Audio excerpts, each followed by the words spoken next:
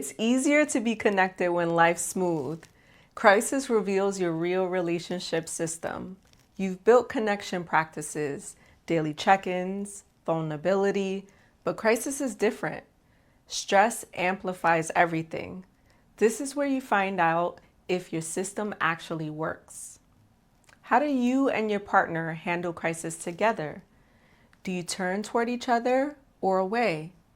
Crisis reveals patterns that good times hide. Stress testing relationships isn't failure, it's information. If crisis drives you apart, you know where to work. If it pulls you closer, you know your system is solid.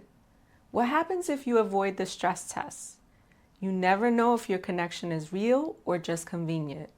Or what becomes possible when you face crisis together? Next challenge. Notice your pattern, toward or away. That's your data. See what's restricting your connection through our free diagnostic. Link in bio.